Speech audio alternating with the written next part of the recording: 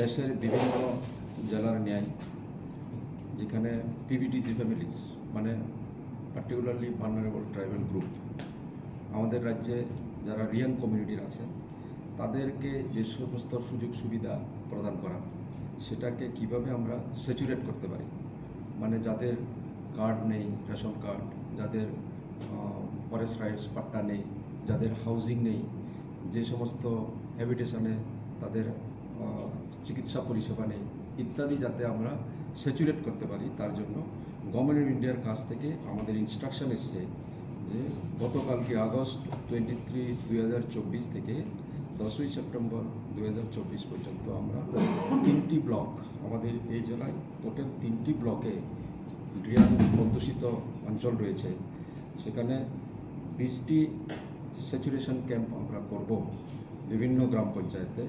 আমি block wise একটু আপনাদের ধারণাটা দিতে যাচ্ছি যে কুমারঘাট ব্লকে দেওবেলি, দারচই, ইস্ট রায়তুইসা, রাজকান্ডি, ইস্ট কাঞ্চনবাড়ি, বেতছড়া, ড্যামডুম, ফটিকছড়া, দশরথ দেব, এই কয়েকটি জিপিবিসিতে এখানে স্যাচুরেশন ক্যাম্প হবে।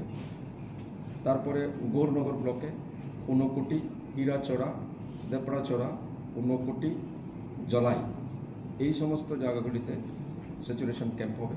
এবং পেচারতল ব্লকের অধীনে দক্ষিণ মাছমারা, পূর্ব আন্দারছড়া, রামগুনাপাড়া, সোনারামপাড়া, এই সমস্ত ভিলেজ কমিটিগুলিতে স্যাচুরেশন ক্যাম্পের অর্গানাইজ করা হবে।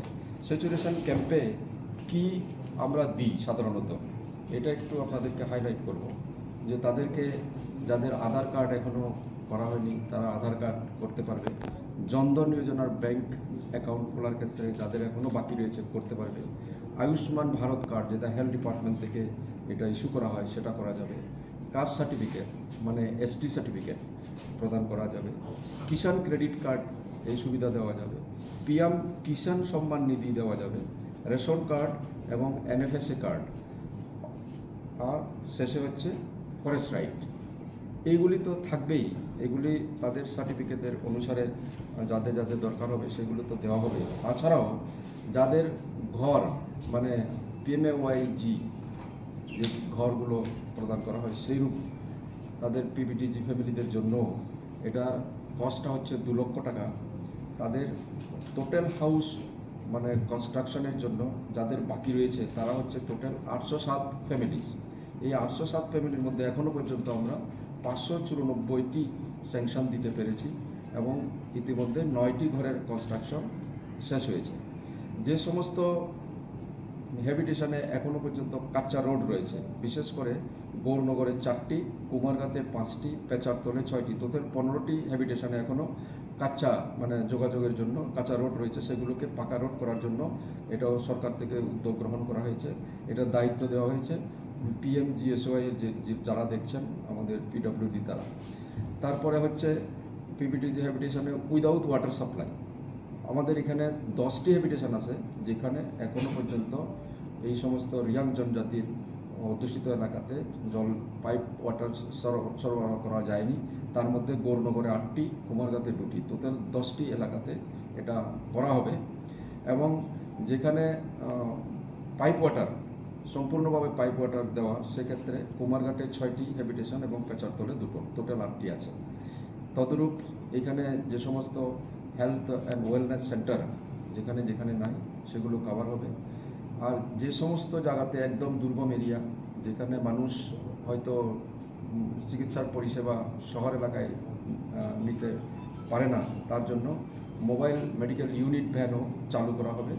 সেখানে এখনও পর্যন্ত একটি আমাদের এই জেলাতে স্যাংশন আছে, সেটা পেচারতলে দেওয়া যাবে। আর রয়েছে প্রাইমারি স্কুল আমাদের সব জায়গাতে আছে। হোস্টেল যেখানে নেই হোস্টেলও দেওয়া হবে। অঙ্গনওয়াড়ি সেন্টার যেখানে নেই সেখানেও কনস্ট্রাকশনের জন্য ব্যবস্থা করা হয়েছে। আর যেখানে আমাদের এমপিসিস মানে মাল্টিপারপাস সেন্টার, হ্যাঁ, মেডিকেলের জন্য সেটার জন্য ব্যবস্থা করা হবে। তারপরে হচ্ছে ইলেকট্রিসিটি যেখানে যেখানে গ্যাপ রয়েছে সেগুলো ইলেকট্রিসিটিও কভার করা হবে। আর মোবাইল নেটওয়ার্ক তার জন্য বিশেষ উদ্যোগ নেওয়া হয়েছে বিএসএনএলের পক্ষ থেকে। যেখানে ল্যান্ডের অসুবিধা ছিল সেই ল্যান্ডও আমরা অলরেডি আইডেন্টিফাই করে তাদের হাতে দিয়ে দিয়েছি। তারপরে লাস্ট রয়েছে যেখানে হয়তো বিদ্যুৎ পুরোপুরি নেওয়া সম্ভব হবে না, সেখানে সোলার প্যানেলের মাধ্যমে ওই সমস্ত গ্রামগুলিকে কভার করা হবে।